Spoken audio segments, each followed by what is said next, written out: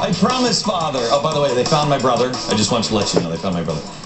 Can we get a zoom on this? Because I just want to show our refounding father right here. Here he is. I promise I will never tell a lie.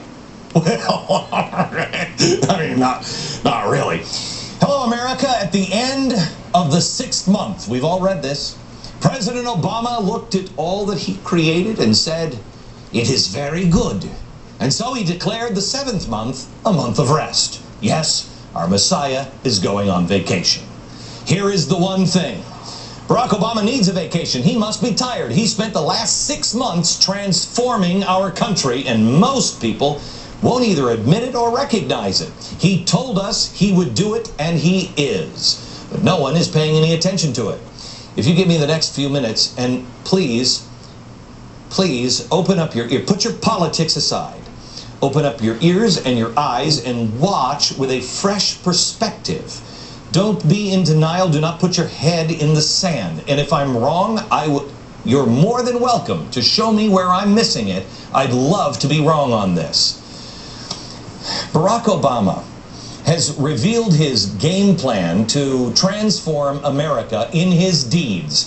The transformation was marketed to America as change, and boy, was America just eager for change. I never thought this day would ever happen. I won't have to worry about putting gas in my car. I won't have to worry about paying my mortgage. This day would ever happen. I won't have to worry about putting gas in my car. I won't have to worry about paying my mortgage. You know, if I help him, it's going to help me. Now, I remember when that first came on, and I thought to myself, boy, that woman's stupid. Is she? Or were we stupid? How's that woman feeling now as she continues to write her own checks for her own mortgage and fill up her own gas tank? I wonder if she's disappointed in Barack Obama, or she just can't wait for it all to come true. More and more people are becoming disappointed because their understanding change wasn't really, he had a different definition of change. The latest poll numbers now show the number of Americans who strongly disapprove of his performance is 8 points higher than those who strongly approve. Americans who strongly disapprove of his performance is 8 points higher than those who strongly approve. Americans who strongly disapprove of his performance is 8 points higher than those who strongly approve. Too many Americans believed that he was a moderate during the campaign. And now, all of a sudden, I don't know what happened. He's governing from the left. Hello? Barack Obama can't be blamed for this. He couldn't have been any clearer about who he was and what he planned to do. He even told us, as he was speaking to a group of community organizers and Acorn, that those community organizations would help shape his agenda. Before I even get inaugurated, during the transition, we're going to be calling all of you in to help us shape the agenda. The transition, we're going to be calling all of you in to help us shape the agenda. We're going to be having meetings all across the country with community organizations so that you have input into the agenda for the next presidency of the United States of America. Oh, he's just saying that. He's a politician, we all thought, I guess. He also mentioned on the campaign trail that he wanted to build an AmeriCorps-type volunteer organization that would be just as strong and well-funded as the U.S. military. We cannot continue to rely only on our military in order to achieve the national security objectives that we've set. We've got to have a civilian national security force that's just as powerful, just as strong, just as well-funded. Okay, then. This is, by the way, not the only time he discussed this. You know, being a community organizer, it's now the new it gig. I mean, you work for the government? Are you kidding me? Think of the benefits. And if you work for the government for 10 years, your student loan is going to be paid for by, you know, the little people. But only if the loan is federalized. Really? If that sounds a little imperial to you, don't worry. At least your kids will still have a choice. Or will they? Citizenship is not an entitlement program. It comes with responsibilities. Everybody somewhere between the ages of 18 and 25 will serve 3 months of basic training and understanding in a kind of civil defense. That universal sense of service, somewhere between the ages of 18 and 25, will give Americans, once again, a sense of what they are to be American and their contribution to a country and a common experience. And you look at World War II, and that was a draft. This is not a draft. It's a universal service. It is not an accident that we started our big march towards civil rights and expanding post-World War II because the country came through an experience together. Okay, that is key. That is key.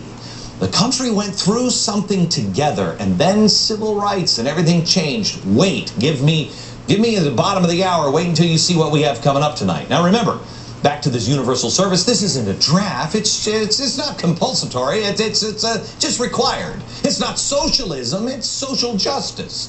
Does the book 1984 come to mind to anybody? Let's look at Obama's taxation policies. They haven't been exactly timid either. But again, at least he told us what he really thought. He warned us. Your success. I just want to make sure that everybody who is behind you, that they've got a chance at success too. I think when you spread the wealth around, it's good for everybody. Okay. Oh, remember? Oh, he's not a Marxist. No, that's crazy talk. That's just a good rule of thumb, sort of a social justice safety tip. It's not like he learned that ideology very early on from his mentor, Frank Marshall Davis, an avowed communist. You know, the kind of people he's now appointing as czars. He didn't learn all of this from his favorite professors in college. Marxist, not called that by me, but the people he spoke about in his book, Dreams of My Father. I chose my friends carefully. The more politically active black students, the foreign students, the Chicanos, the Marxist professors and structural feminists and punk rock performance poets. Oh, Chip, you can't hold on to that. He was 4 at the time. You can't hold it, really. How about we hold him to something he said in an Illinois public radio station in 2001 when he was a state legislator in Illinois. The Supreme Court never ventured into the issues of redistribution of wealth and sort of more basic issues of political and economic justice in the society. And to that extent, as radical as I think people tried to characterize the Warren Court, it wasn't that radical. It didn't break free from the essential constraints that were placed by the Founding Fathers in the Constitution, at least as it's been interpreted, and Warren Court interpreted it in the same way that generally the Constitution is a charter of negative liberties, says what the states can't do to you, says what the federal government can't do to you, but it doesn't say what the federal government or the state government must do on your behalf. Oh my gosh. I mean, geez, look at that.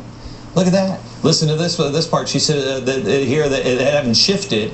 The tragedies of the civil rights movement was because the civil rights movement became too court-focused. Listen to this. Negative liberties. You know what this is? We talked about it last week. We talked about negative liberties and a new Bill of Rights. FDR was the one who brought it up. Oh, wait a minute. Another one of his czars was talking about it as well. Gee, filling up your car and having somebody else pay for your house. Who's the stupid one now? Us or the woman at the beginning of the monologue? What a powerful endorsement of the most perfect political document in the history of the world from our new president.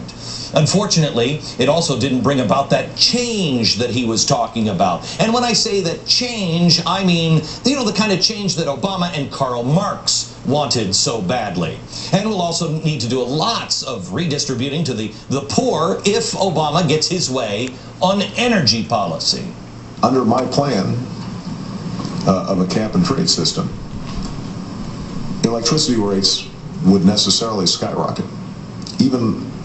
Regardless of what I say about whether coal is good or bad, because I'm capping greenhouse gases, coal power plants, natural gas, you name it, whatever the plants were, whatever the industry was, they would have to retrofit their operations.